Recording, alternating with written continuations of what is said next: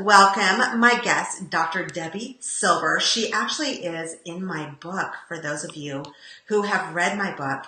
And she's amazing. She's amazing. She's going to be sharing some new studies that they have done and give us tools on how to overcome betrayal and life crises and the tools to use to help us with that. So please welcome Dr. Debi Silber, and we're going to see if I can get her on here. There you are. Hi, everybody. I'm so looking forward to our chat. Absolutely. So, Debi, let's go right into it. So you need to tell us your story and how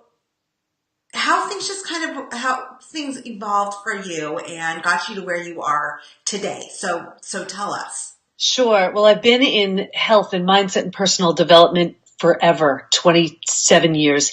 And doing my thing, raising 4 kids and 6 dogs and a husband and a home and just doing all I can. And I had it was my family betrayal. And, you know how the universe works. When you don't learn the lesson you were supposed to learn, you get an opportunity in the form of another person to teach you what you really need to learn. That opportunity came along with my husband.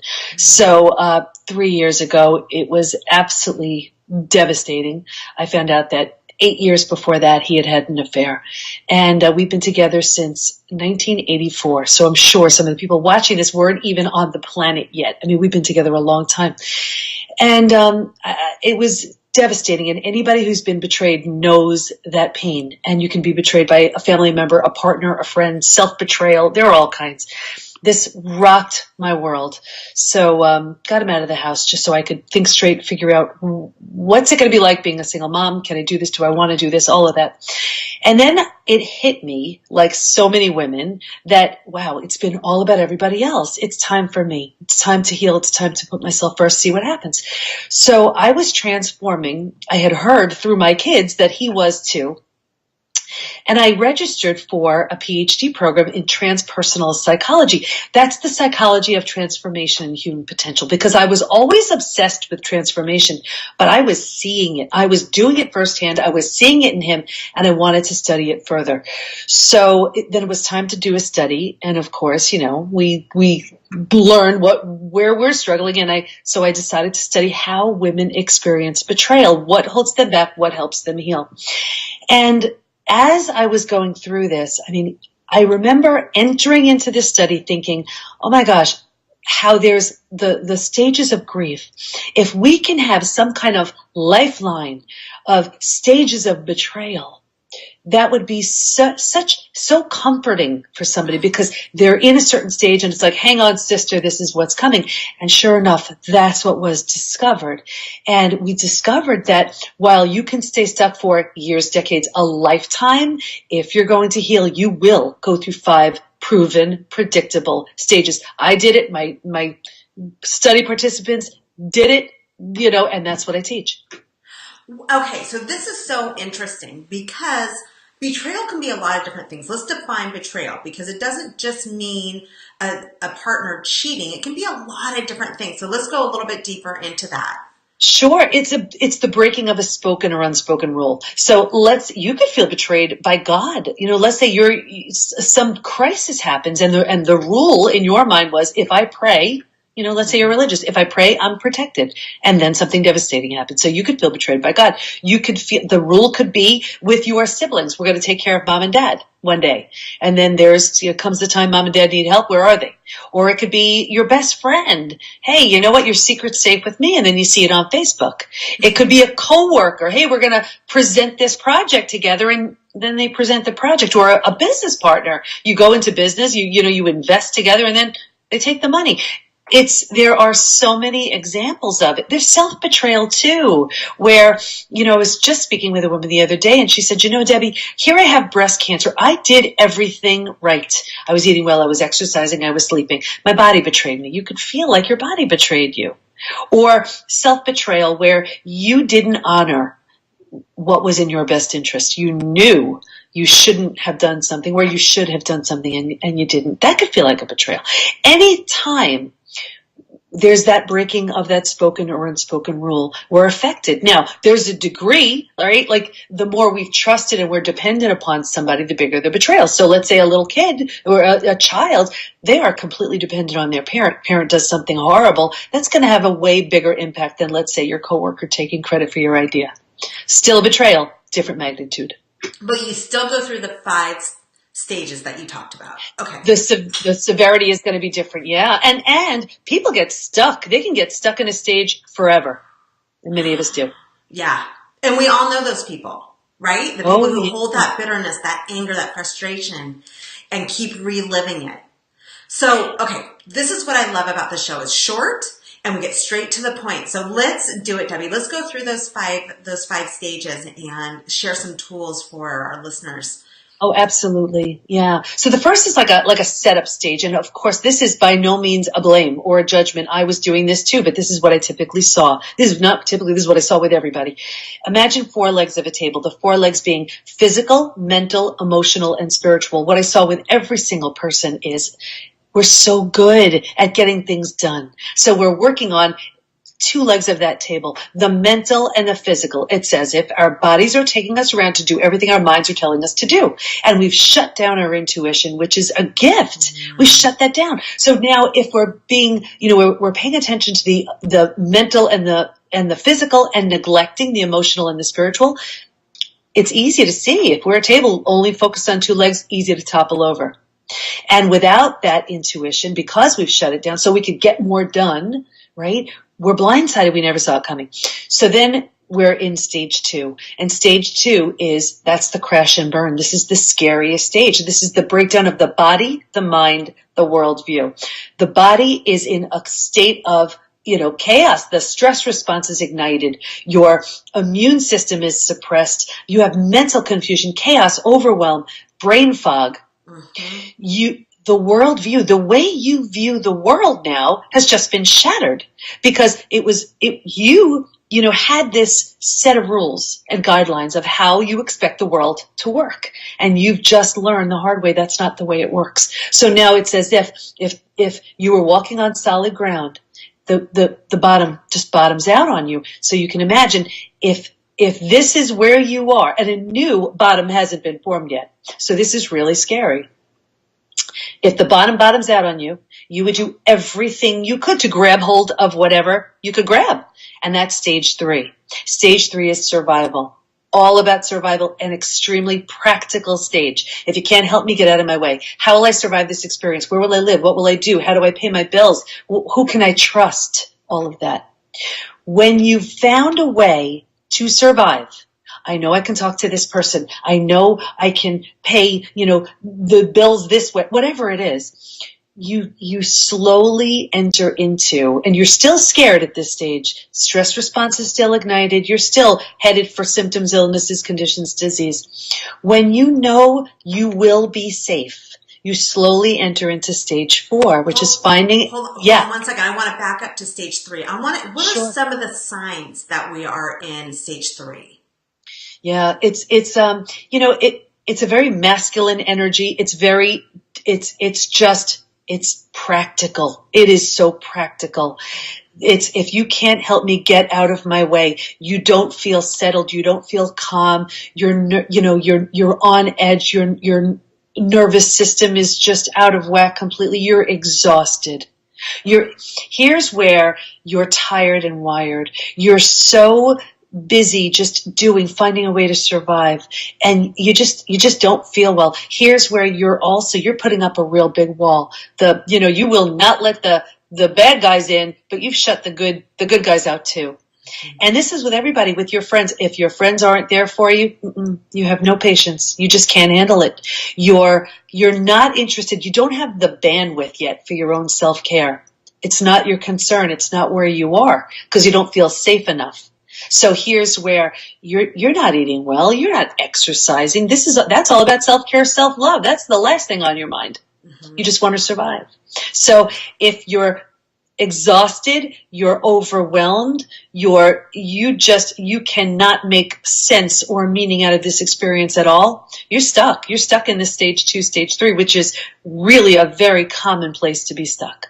Ooh, and I But the think body, all of us have felt that at some point, right? Where you're more oh, irritable, you have less, you said it, less patience with those people who maybe are trying to help you, or maybe they just didn't happen to call you back right when you wanted them to.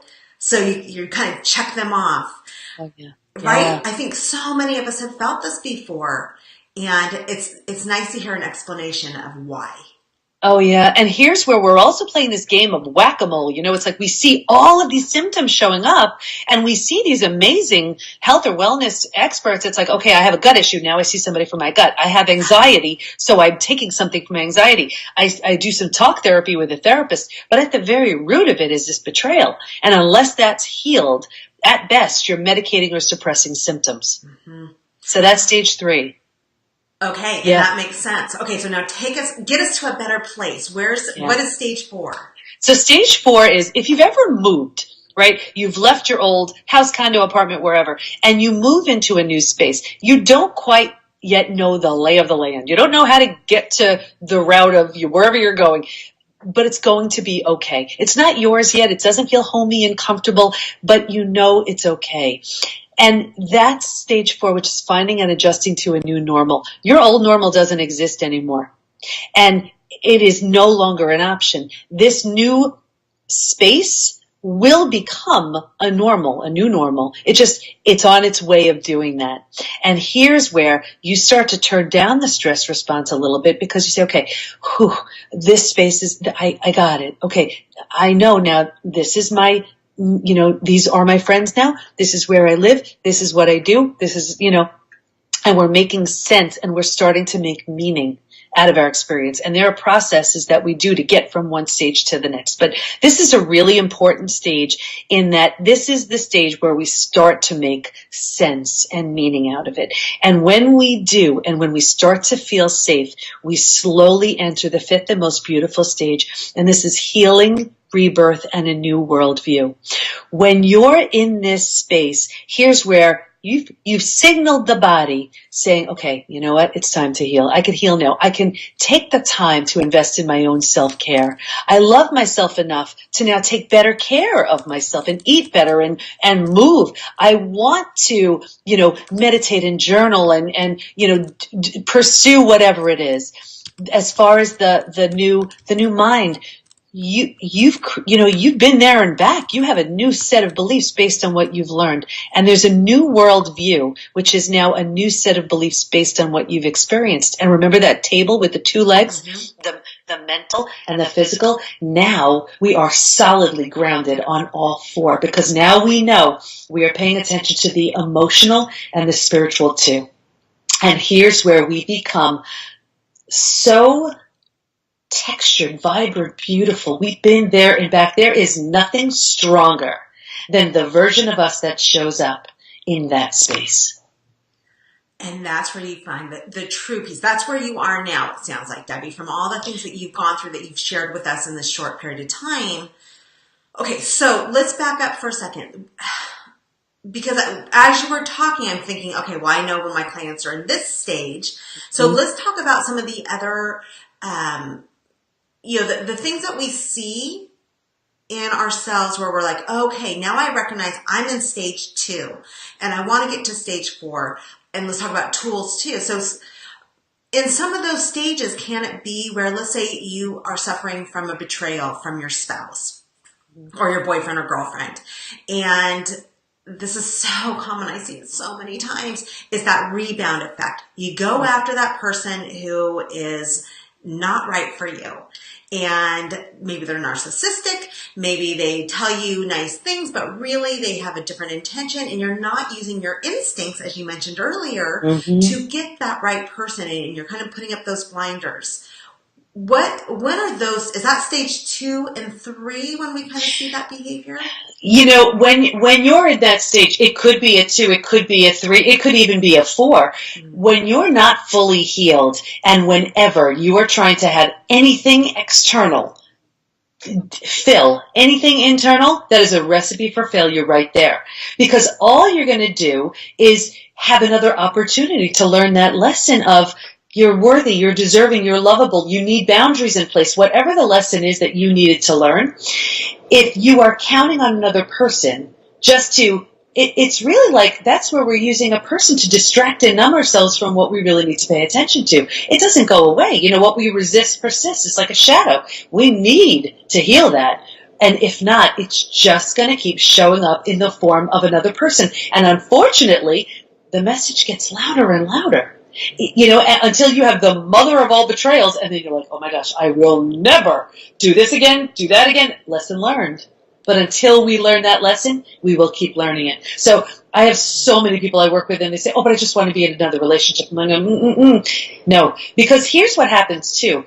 When you're at this level, right? Can you see me right here with my hands? Okay. When you're here and you start growing physically, mentally, emotionally, psychologically, spiritually, if you meet someone who's here, now you start growing, then you have this dynamic going on where they're like, well, I didn't sign up for that. And you're like, I'm not the least bit attracted to you. So here's your choice. At this point, you're like, well, I just want to be in a relationship. So you just keep slumming down. And then this is frustration because you want to be here. And then the other thing is here, you work so hard to get here. And then you can say, well, I want this person up here. Well, that's not fair because that person isn't ready. Just where you were ready when you were here. So that's discouraging. So very often we find ourselves in this position right here.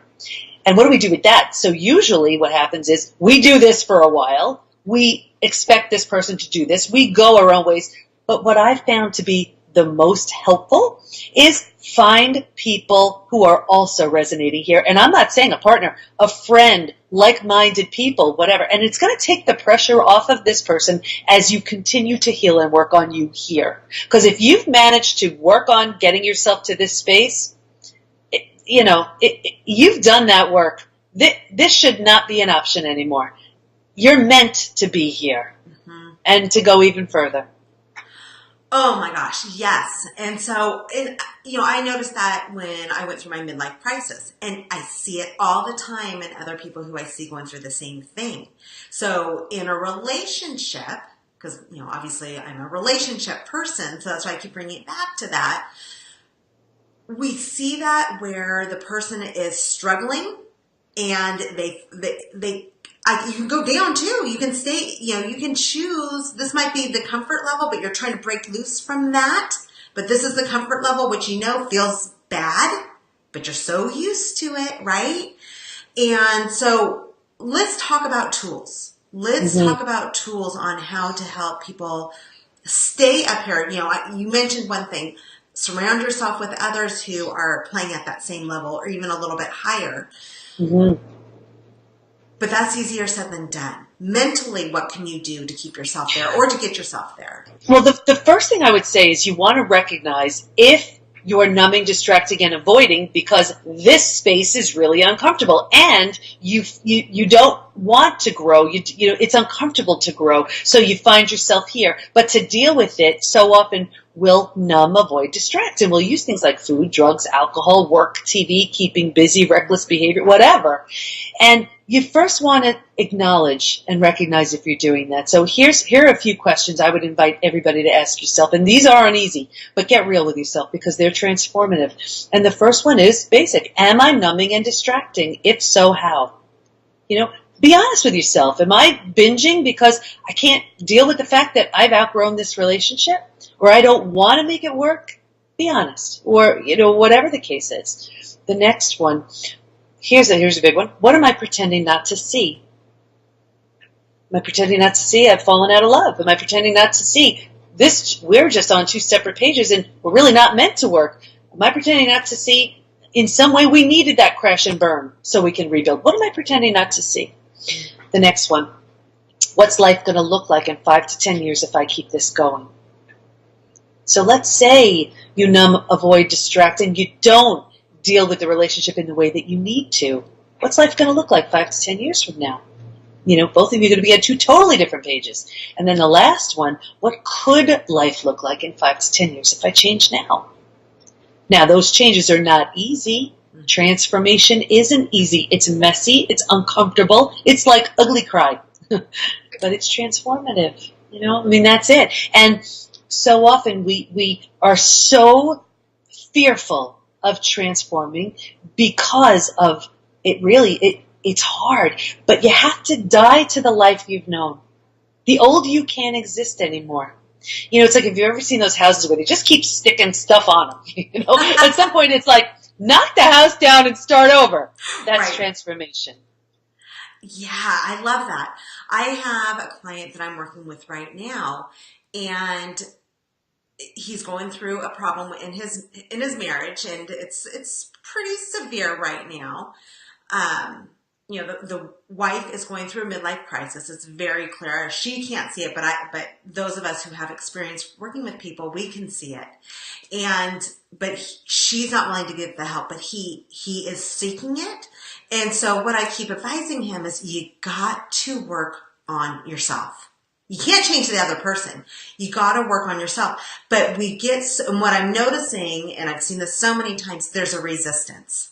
Because he's at that comfort zone. He's like, yes, I know, and I hate this, and it's so painful, and I know that I want to become a better person. I know that I want to do this, that, and the other thing, or achieve this or that. But he's staying right here. And so we're really working on changing that mental part of it through tools and through self-talk and through things that he's never experienced before. But the beauty of it, Debbie, and I know you see this in your clients, is that once they finally give in, once they finally stop resisting and being open to stepping into that new person, like you mentioned, becoming that new person, it really, truly is, if you can visualize it, just stepping out of that cocoon and stepping into something totally new, the world opens up and possibility happens and hope skyrockets. And that's when you start seeing the true success.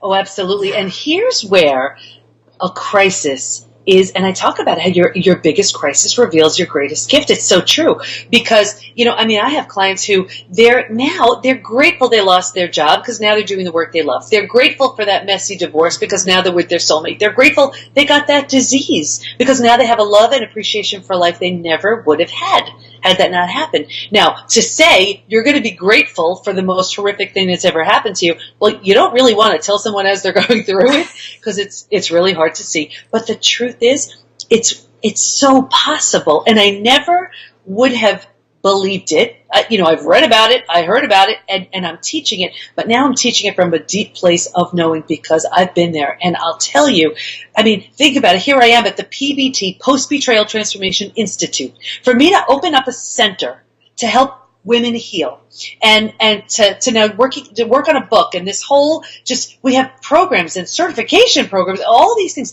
based on my own crisis. Mm-hmm. It never, ever would have happened. Now, do I have every right to stay stuck and be mourning the loss of what I had? And of course. And no one could fault me for it. And I'd be completely justified and completely right. And what's that do? But that's where we stay. And so thank you for bringing that up, Debbie. And so I think like the example I just gave about the client that I have. Once you give in, and once you can start taking the steps as you've talked about, those five stages, going through those and really owning them, then you can create this beautiful experience like you have already done. Whether it's finding that right partner that you were meant to find, or finding that dream job that you would have never done had you not been fired and broke, right? Or being forced to move into a different city. There's just so many things that it can open up. And when we can just kind of recognize that yes, this feels like absolute hell, and I don't know that it can get much worse. There's only one way to go. That's it. And you know what? And I would really invite everybody to look at it a little bit differently. Instead of looking at it as scary, look at it as unfamiliar. Just like anything you've ever done. Before you did it, it was unfamiliar. And then you did. And think about jumping into the pool for the first time. You were terrified. And then whoever took you to the pool, they couldn't get you home. Because once you did, it was bliss on the other side of that. And once we understand that everything is in our best interest ultimately. Now, to say to someone who's just been betrayed, well, this is in your best interest. If you would have told me that then, say, are you crazy? This is the most painful thing I've ever experienced. By far, hands down, yes. Even so, I'll tell you, when I was originally studying these women, I was studying something called post-traumatic growth, which is like the benefit of the downside, the benefit of the crisis. And I said, my gosh, I've been through disease. I've lost a loved one, and now I've been through betrayal. It feels very different than healing from those things, because healing from betrayal involves rebuilding yourself, trust, all these things. And it's so intentional. And that's why it hurts so much. So I asked all of my study participants, they agreed that it was so different. So we coined a new term, post-betrayal transformation. And that's the state you achieve when you go through those 5 steps. It truly is transformation. Oh my gosh. So I know that this resonates with so many people. So Debi, I know you have a new book coming out. Tell us about your new book, which deals with exactly this. Absolutely. And the new book is all about what the study revealed, what the study showed. And I walk everybody through, and it's not ready yet, but it's all about the 5 stages and what to expect, and experiential exercises to walk everybody through. And, it's all there, because when I did this study, I wrote this dissertation, like, who reads that besides a dissertation committee? Come on, So we're taking out all the stuff that no one's interested in, but keeping in the really good stuff and adding a lot of my personal story. And so this way, it's real, but there's the science behind it too.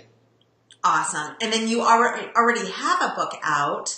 So tell us about your last book. So if people want to get it right now, at least it's a start, and I know it will bring lots of value. Yeah, so that's the Unshakable Woman, 4 steps to rebuilding your body, mind, and life after a life crisis. And, this was early on in my betrayal. And so I sort of talk about a life crisis generally, and I was like, I'm kind of talking about because I almost lost my life years ago. I'm kind of talking about rebuilding from that and sort of hinting at my own betrayal, but I really wasn't ready to just talk about it. But it's just what we need to move forward. And it's an amazing first step. And I purposely kept it really short because we're so busy, and I just want it read. Yeah, no, that's awesome. So I invite you all to check out those books, and then get the first one. And then also, where can they find you so they can get a notice of when your book's being released? The first thing I would recommend, go to PBT, Post-Betrayal Transformation, pbtinstitute.com/quiz. There's a collection of symptoms so common to betrayal. It's become known as post-betrayal syndrome. And I would really invite everybody to take that quiz and see to what extent they're still struggling. It'll tell you exactly. I mean, you'll see symptoms and you're like, oh my gosh, that's exactly where I am. Oh my gosh, this is awesome. Thank you so much, Debi. And I think maybe we're going to get your husband on the show eventually too. I'm going to keep pushing for that, because he's the other side. And I think it's so important to hear both sides when it comes from a marriage. And you two obviously have worked well together. We have, and here's an example, like, is transformation possible? I was doing interviews, and so the office door was locked, and then this is what I found on the office door. Oh, that is so sweet. So now I can promise you, years ago, not a chance. It's a completely new marriage, completely.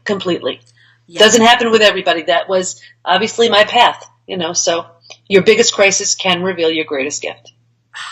And it sounds like in your situation, both of you realized it, and both of you were committed, and now it's become this a total, like you said, a totally different rebirth of your relationship and a new relationship. So absolutely, but you have to be willing to lose it all.